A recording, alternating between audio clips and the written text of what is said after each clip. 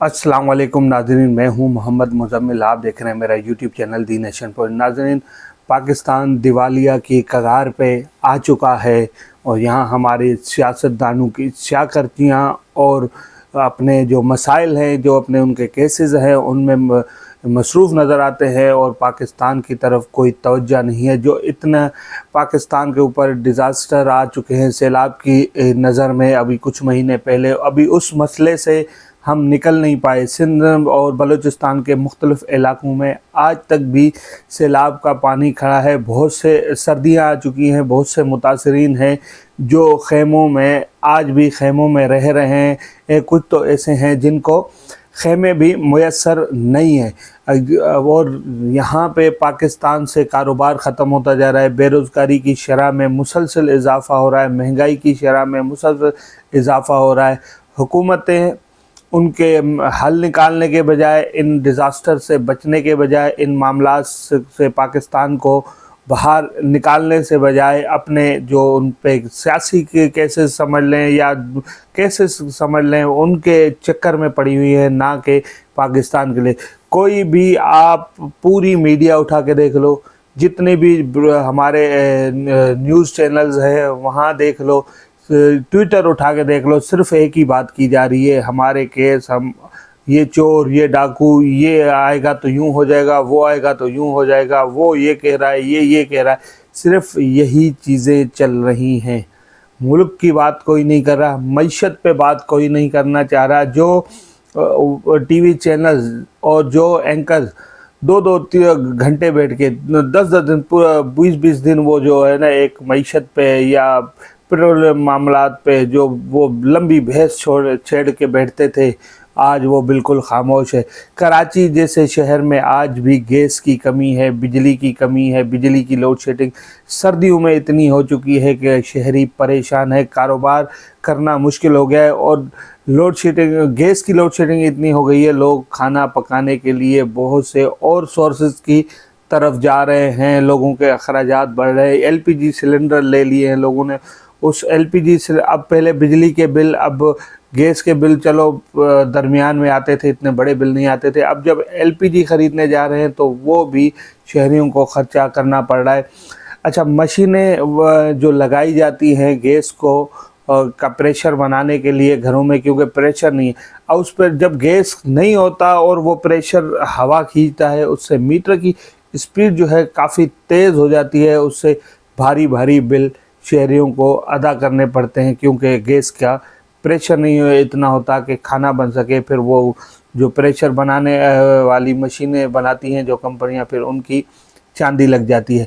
अच्छा नाज़रीन, यहाँ पे हम तफसील में बहुत सारे मसाइल बता दिए। अब इन मसाइल का हल क्या है, ये मसाइल से कैसे निकलेंगे, पाकिस्तान इतने बड़े बहरान से आखिर बाहर कैसे आएगा, इसका हल कौन बताएगा, किस तरह हम इस मसाइल से बाहर निकल के एक पाकिस्तान को स्मूथली चलाने में कामयाब हो जाएंगे।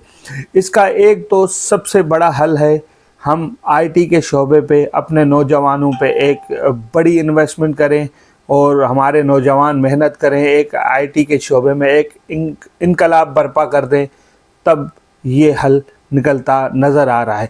हालांकि ये काम बहुत मुश्किल है, बहुत मुश्किल है। पाकिस्तान आईटी में बिल्कुल समझ लें कि 1% भी बामुश्किल और शायद ही हो, मगर हम इस मामले पे पहुंचना बहुत मुश्किल है।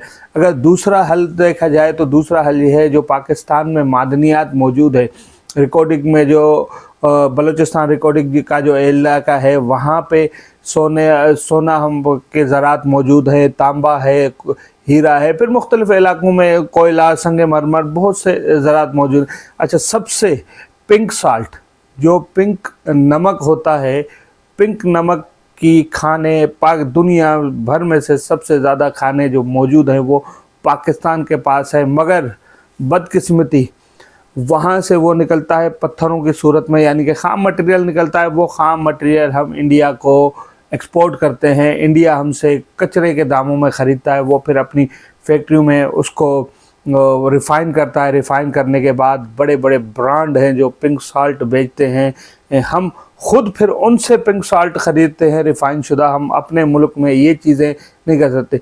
کہ اگر ہم یہ والی انڈسٹری کو بھی پکڑیں، یہ $1 بلین کی انڈسٹری ہے یہ والی بھی، اگر اس کے بعد ہم ریکارڈنگ کو پکڑیں، معدنیات کے جو معدنیات پاکستان میں موجود ہے، ساری معدنیات کا اگر ہم ایک جتہ کا اکٹھا کر لیں، یعنی کہ اس ہر جگہ سے ہم اگر انکم اپنی جنریٹ کریں، اپنے جب انکم وہاں سے جنریٹ ہوگی، یقیناً پاکستان کے قرضوں میں بھی کمی آئے گی اور پاکستان سموتھلی چلنے کے لیے ہمارے پاس سورسز موجود ہوں گے۔ مگر بس قسمتی ہے کہ ہم ان وسائل کا استعمال نہیں کر سکتے، مگر وزیر اعظم پاکستان، جو سابقہ وزیر اعظم پاکستان ہے عمران خان صاحب نے بڑا اچھا انیشیٹو لیا تھا، اس ریکارڈنگ کے جو اس کا پروجیکٹ کو بنایا، کچھ بیرونی کمپنیوں سے معاہدے کیے، مگر بیرونی کمپنیوں نے ایک شرط رکھی کہ آپ جو معاہدہ ہم سے کر رہے ہیں، ہمیں سپریم کورٹ آف پاکستان سے کلیئرنس چاہیے کہ یہ قانونی ہے۔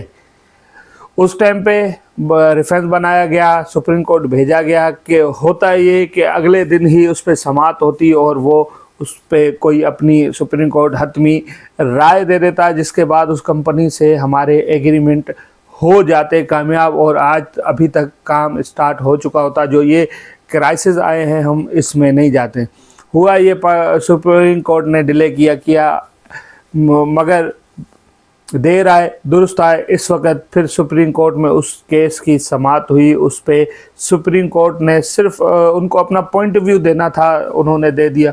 سپریم کورٹ نے پوائنٹ آف ویو دیا کہ یہ کام صحیح ہے، ہمیں اس سے کوئی اعتراض نہیں ہے، نہ اب نہ ماضی میں ہوگا، یہ لیگل کام ہے، یہ ہونا چاہیے۔ پھر اس کے بعد اب وہ انشاءاللہ بہت جلد ریکارڈنگ کا کام بھی شروع ہو جائے گا، جس میں بلوچستان اسمبلی کے لوگوں کو بھی اعتماد میں لے لیا گیا ہے، جو پارلیمنٹرین ہے بلوچستان کے، ان کو بھی اعتماد میں لے لیا گیا ہے۔ اب جلد سے جلد اس پروجیکٹ پہ کام شروع ہوگا، اور اگر یہ پروجیکٹ سیاست کی نظر نہیں ہوا، کرپشن کی نظر نہیں ہوا، تو پاکستان کو ان حالات سے نکالنے میں سب سے بڑی مدد جو کرے گا وہ ریکارڈنگ ہوگا۔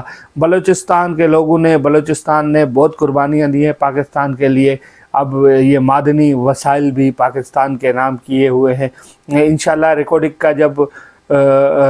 کا جب کامیاب پروجیکٹ ہوگا، اگر یہ کرپشن کی نظر نہیں ہوا، اگر یہ سیاست کی نظر نہیں ہوا، تو یہ پاکستان کی قسمت بدلنے والا پروجیکٹ ہوگا۔ اسی کے ساتھ محمد مزمل کو اجازت دیجیے گا، اللہ حافظ۔